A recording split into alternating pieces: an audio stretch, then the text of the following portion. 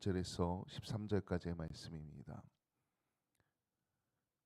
욥기 2장 1절에서 13절까지의 말씀 제가 봉독합니다. 또 하루는 하나님의 아들들이 와서 여호와 앞에 서고 사탄도 그들 가운데에 와서 여호와 앞에 서니 여호와께서 사탄에게 이르시되 내가 어디서 왔느냐. 사탄이 여호와께 대답하여 이르되 땅을 두루 돌아 여기저기 다녀왔나이다. 여호와께서 사탄에게 이르시되 내가 내 종 욥을 주의하여 보았느냐. 그와 같이 온전하고 정직하여 하나님을 경외하며 악에서 떠난 자가 세상에 없느니라. 내가 나를 충동하여 까닭없이 그를 치게 하였어도 그가 여전히 자기의 온전함을 굳게 지켰느니라. 사탄이 여호와께 대답하여 이르되 가죽으로 가죽을 바꾸오니 사람이 그의 모든 소유물로 자기의 생명을 바꾸올지라. 이제 주의 손을 펴서 그의 뼈와 살을 치소서. 그리하시면 틀림없이 주를 향하여 욕하지 않겠나이까. 여호와께서 사탄에게 이르시되 내가 그를 내 손에 맡기노라. 다만 그의 생명은 해하지 말지니라. 사탄이 여호와 앞에서 물러가서 욥을 쳐서 그의 발바닥에서 정수리까지 종기가 나게 한지라. 욥이 새 가운데 앉아서 질그릇 조각을 가져다가 몸을 긁고 있더니 그의 아내가 그에게 이르되 당신이 그래도 자기의 온전함을 굳게 지키느냐. 하나님을 욕하고 죽으라. 그가 이르되 그대의 말이 한 어리석은 여자의 말 같도다. 우리가 하나님께 복을 받았은즉 화도 받지 아니하겠느냐 하고 이 모든 일에 욥이 입술로 범죄하지 아니하니라. 그때 욥의 친구 세 사람이 이 모든 재앙이 그에게 내렸다함을 듣고 각각 자기 지역에서부터 이르렀으니 곧 대만 사람 엘리바스와 수아 사람 빌닷과 나아마 사람 소발이라. 그들이 욥을 위문하고 위로하려 하여 서로 약속하고 오더니 눈을 들어 멀리 보매 그가 욥인 줄 알기 어렵게 되었으므로 그들이 일제히 소리질러 울며 각각 자기의 겉옷을 찢고 하늘을 향하여 티끌을 날려 자기 머리에 뿌리고 밤낮 7일 동안 그와 함께 땅에 앉았으나 욥의 고통이 심함을 보므로 그에게 한마디도 말하는 자가 없었더라. 아멘. 할렐루야. 아멘. 하나님께서 오늘도 우리와 함께 하시며 은혜를 부어주시고 축복해 주십니다. 아멘. 앞서 1장을 이야기하면서 나쁜 일은 몰아서 온다라는 말을 했습니다.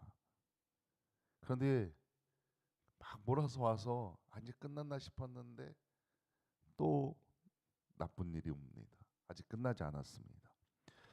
욥은 첫 번째 시험을 성공적으로 통과합니다. 근데 사단이 또 하나님께 욥을 시험해 볼 것을 요구합니다. 욥은 건강을 잃고 몸에 난 종기로 고통스러워합니다. 그런데 욥은 그 고통 중에도 여전히 하나님 앞에 입술로 범죄하지 않았습니다.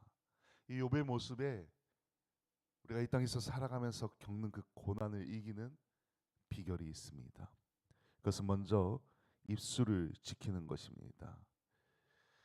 발바닥에서부터 정수리까지 종기가 났다고 말합니다. 이 몸에 작은 것 하나만 나도 아프고 신경 쓰이고 때로는 간지럽고 얼마나 답답하고 때로는 짜증나고 화가 납니까? 이 욥은 근데 온몸에 났다고 합니다. 잿더미에 앉아 질그릇 조각으로 몸을 긁어야 할 만큼 말도 못할 가려움과 통증에 시달린 겁니다. 그럼에도 욥은 이 고통으로 인해 슬퍼하고 탄식했지만 입으로는 죄를 지지 않습니다. 하나님을 욕하고 죽으라는 아내의 그 조롱 섞인 말에 오히려 이렇게 말합니다. 우리가 하나님께 복을 받았은즉 화도 받지 아니하겠느냐. 우리는 선하신 하나님, 좋으신 하나님, 사랑의 하나님 이렇게 얘기하면서 꼭 하나님으로 인해서 나의 믿음으로 인해 좋은 일만 생길 거라고 생각하지만 오늘 욥은 이렇게 고백합니다. 화도 받지 아니하겠느냐. 사람의 입은 사실 사람이 가진 그 지체 중에서 가장 다루기 힘든 부분입니다. 그래서 야고보서 3장 8절에 보면 이렇게 말합니다. 혀는 능히 길들일 사람이 없느니 쉬지 아니하는 악이요 죽이는 독이 가득한 것이라. 입은 사실 기들이기가 쉽지 않습니다. 그럼에도 고난 가운데 입을 제어하는 것이 고난을 이기는 비결이라는 것입니다. 하나님의 마음에 합한 사람이었던 다윗도 살면서 많은 시험과 고난을 경험합니다. 오랫동안 사울의 추격을 받았습니다. 생명의 위협을 당했습니다. 고난, 말도 못한 고난을 겪었습니다. 그러나 그 와중에도 자신의 그 입술로 죄를 범할 위험이 있음을 인지합니다. 그래서 시편 143편 141편 3절에 보면 이렇게 고백합니다. 여호와여 내 입에 파수꾼을 세우시고 내 입술의 문을 지키소서. 아멘. 입술에 파수꾼을 세우고 입술을 범죄하지 않도록 나를 지켜달라고 하나님께 간구하고 있는 겁니다. 많은 사람들이, 많은 성도들이 어려운 일이, 고난이 다 자신에게 오면 하나님을 원망하는 경우가 많습니다. 그런데 하나님을 원망하는 것으로 끝나는 게 아니라 나의 그 분노를, 그 고난으로 생긴 그 화를 다른 주변의 다른 사람들에게까지 표출한다는 겁니다. 그래서 성도는, 우리 믿음의 사람들은 고난이 왔을 때 하나님께 입술을 지켜달라고 먼저 기도하고 간구해야 합니다. 입술로 죄를 짓지 않기 위해서 하나님께 간구해야 된다는 겁니다. 고난이 왔을 때 우리가 죄악된 말을 내뱉으면은 우리의 고난은 더욱 악화됩니다. 심지어 관계까지, 하나님과 나와의 관계도 깨트리고 내 주변의 사람들과의 관계도 깨트리게 된다는 겁니다. 입술을 지켜야 합니다. 혹 나에게 고난이 찾아왔다면 그 무엇보다 입으로 죄를 짓지 않도록 경계하시길, 아주 주의하고 경계하시길 소망합니다.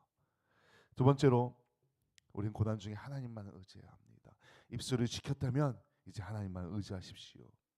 욥의 고난이 시작됐습니다. 하지만 이건 욥만의 고난이 아니었습니다. 욥의 재산이 없어졌고 자녀들이 죽었습니다. 근데 그게 욥만의 자녀입니까? 아내가 있지 않습니까? 아내는 얼마나 힘들었겠습니까? 얼마나 속상했겠습니까? 얼마나 큰 고통과 슬픔이 있었겠습니까? 욥의 아내는 이 고통을 욥처럼 받아들이지 못했습니다.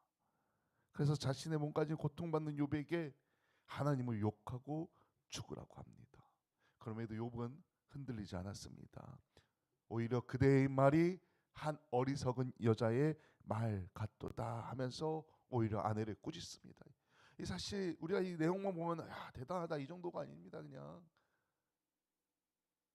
야, 어떻게 이럴 수 있지? 야, 어떻게 이런 말을 할 수 있지? 라는 생각이 들 정도로 정말 대단하게 잘 버티고 있는 겁니다. 그리고 또 이제 욥의 고난 당했다는 소식을 듣고 멀리 사는 친구들이 욥을 찾아옵니다. 근데 이 친구들은 욥의 그 고통을 보고 아내와는 달리 함께 슬퍼하고 동정합니다. 아니, 너무 심각해서 어떤 말도 하지 못하고 침묵합니다. 하지만 친구들이 그렇게 해준다 그래서 사실 내가 당한 고통, 내가 당한 아픔, 내가 당한 슬픔, 어려움 어떻게 알겠습니까? 당한 사람만 압니다. 나만 압니다. 누가 나를 위로한다면은 그저 그 위로가 고마울 뿐이지. 아니, 극심한 고난과 극심한 고통 가운데는 누가 하는 위로조차도 또 다른 고통이 될 수 있습니다. 사람은 자신이 당하지 않은 고난, 고통을 이해할 수 없습니다. 아내라도 친구라도 아무리 가까운 사이라고 해도 스스로 자기 자신이 당하는 고난은 자기만 압니다. 우리가 알아야 할 것은 하지만 오직 하나님 한 분은 아신다는 겁니다. 오히려 나보다 더 잘 아신다는 겁니다. 그러니까 우리가 하나님을 의지해야 합니다. 하나님께서는 내가 당하는 그 고난과 고통과 두려움을 알고 계시고 이해하시고 해결할 수 있는 분입니다. 그렇게 어떤 상황에서도 하나님을 의지해야 합니다. 우리가 하나님께 항상 시선을 고정해야 합니다. 하나님만 의지해야 합니다. 그 이유가 여기에 있는 겁니다. 우리가 우리의 마음을 하나님께 고정시킬 때, 우리의 시선을 하나님께 고정시킬 때 하나님께서 고난 중에 있는 우리와 함께 하신다는 것입니다. 우리의 삶 가운데 우리와 동행하여 주신다는 것입니다. 우리가 이것을 알아야 합니다. 아멘. 그래야 하나님께서 우리를 위로해 주시고 우리와 함께 하시며, 또한 내가 왜 고난받는지 그 고난의 이유를 하나님께서 알게 하신다는 것입니다.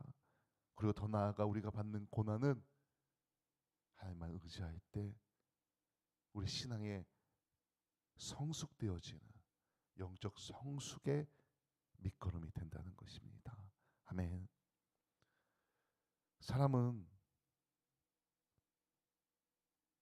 누구나, 저도 마찬가지입니다. 고난 중에 하나님을 원망하거나 다른 사람을 탓하며 불평할 수 있습니다. 저도 마찬가지입니다. 사실 요처럼 대한다는 게 쉽습니까? 아주 어렵습니다. 그럼에도 저는 지금 우리 고난 중에 욥처럼 하나님만 바라봅시다 라고 말하겠습니다. 물론 저도 100% 장담할 수 없습니다. 나는 그럴 수 있어 라고 솔직히 말하기 어렵습니다. 힘듭니다. 그럼에도 이 말씀은 저에게, 나 스스로 저에게 하는 말이기도 하지만 함께 선포하며 우리가 이렇게 하려고 노력합시다 라고 말하고 있는 것입니다. 그래서 제 스스로 저에게 말해봅니다. 현서가 어떤 유혹 앞에서도 입술을 지켜서 죄로부터 나를 거룩하게 지키자.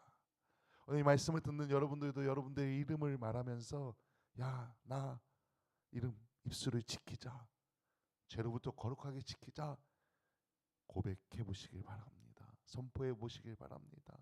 하나님을 의지하십시오. 하나님을 의지하십시오. 그 고백이 하나님을 기쁘게 하는 온전한 그런 고백이 되어집니다. 하나님께서 기뻐하십니다.